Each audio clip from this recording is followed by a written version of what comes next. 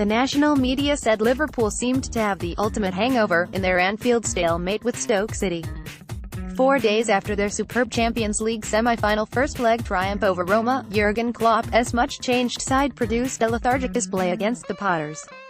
The Telegraph's John Percy said, "This was supposed to be the day when Mohamed Salah, the conqueror of Roma, broke a Premier League record. Danny Ings scores a goal which is later disallowed for offside during the Premier League match between Liverpool and Stoke City at Anfield on April 28, 2018 in Liverpool, England." Image, photo by Clive Brunskill, Getty Images. But from the moment he produced an unexpected miss in the 5th minute, Liverpool suffered the ultimate hangover after the champagne sparkle of their Champions League semi-final.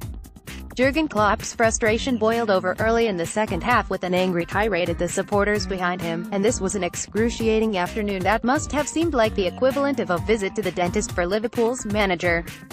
The drab stalemate damages Klopp's hopes of overhauling Manchester United in second place and only served to provide Stoke's Paul Lambert with renewed hope of beating the drop. Lambert has never lost at Anfield as a manager, and that record never really looked in danger. Stoke were resilient, stubborn and defensively strong. The only question for them is whether the point has come too late. They also received a slice of fortune towards the end after Eric Peters appeared to handle in the area in front of the KOP, revealed Liverpool FC's game plan against Roma for the second leg. The Sunday Times' Jonathan Northcroft branded the board draw a shocker. Liverpool manager Jurgen Klopp applauds the fans after the Premier League stalemate with Stoke. Image, Martin Rickett, PA Wire, Paul Lambert paced, sleeves up, arms crossed, neck clenched, undergoing all manner of agonies. Liverpool will believe they threw away points. But how hard, how viscerally, how doggedly and in their way magnificently, Stoke City worked to pick one up, he wrote. Lambert has never lost at Anfield as a manager, and this unlikely furthering of that record left his team with survival hopes alive going into winnable final matches with Crystal Palace and Swansea. The draw, reminiscent of a 0-0 stalemate in December with West Bromwich, left Liverpool nagging worries about finishing in the top 4, with Chelsea still able to catch the Anfield side if they win all their remaining league matches, including next Sunday's visit of Jurgen Klopp's side. It all got too much for Lambert when, in the 87th minute, from Bidou Ndiaye's flick on, Membrane Diouf lobbed to the far post and Ryan Shawcross put a shot into the side netting. Lambert sank with head and hands, but 1-0 would have been too much reward.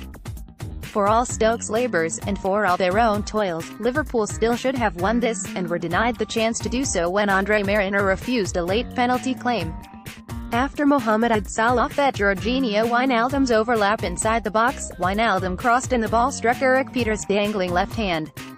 The Dutchman was otherwise fabulous in his defiance but should have been punished there. He had not moved his arm towards the ball, nor did he move it out of the way, and had plenty time to do so. Mariner left the pitch to boos because of the decision, but Liverpool were also their own enemies. Salah, failing to score at home in the league for the first time this year, missed an early one-on-one and betrayed tiredness, and Wijnaldum placing a stoppage time header high over the bar spoke of a general carelessness in the key moments. For long swaths the game was dreadful, a shocker as if to cosmically balance the classic Anfield enjoyed when Roma visited on Tuesday. The Sunday Mirror's Andy Dunn believes the game highlighted the issue Liverpool have with squad depth compared to champions Manchester City. Georginio Wijnaldum of Liverpool and Joe Allen of Stoke City. Image, Clive Brunskill, Getty Images. This is why the champions are a dot on Liverpool's horizon. This is why chatter about a realistic title challenge next season is probably optimistic, he wrote. If there was anything of significance to be taken from a match of numbing mediocrity, it was a demonstration of why Liverpool remain slightly unrealistic rivals to Manchester City, the team they vanquished twice in style. Quite simply, the quality shown in those matches and in the destruction of Roma does not run deep enough, not deep enough to deal with the inevitable strain of immense Champions League efforts. One or two notable omissions and absentees are felt too keenly. Those who stepped in from the sidelines mostly had games to forget. Some joker once nicknamed Earl Barrett the fireman because everything he touched went out. That was poor Joe Gomez here. Georginio Wijnaldum has had some wonderful moments this season but struggles to make a serious impact too often, while Danny Ings is a fraction short of Big Six class. Blend in unusually bad days for the likes of Mo Salah and Virgil van Dijk and you come up with a recipe for this dismal dish. Chelsea were right to let Mohamed Salah leave, the Observer's Paul Wilson added. There was no goal for Mohamed Salah, who will now have only 2 more chances to set a Premier League scoring record, and no confidence boost from temporarily climbing above Manchester United to second in the table. Defeat at Chelsea next Sunday could likely leave a top 4 finish hanging on the final day's home game with Brighton. Liverpool wanted more than a point from this fixture, but so too did Stoke, who need wins to get out of trouble. Paul Lambert's side put in a solid performance to frustrate Liverpool, but it is possibly too little and too late. The visitors must have had an inkling their luck was in when Salah passed up a glorious chance after 5 minutes, and with it the possibility of settling home nerves and forcing the opposition to chase the game.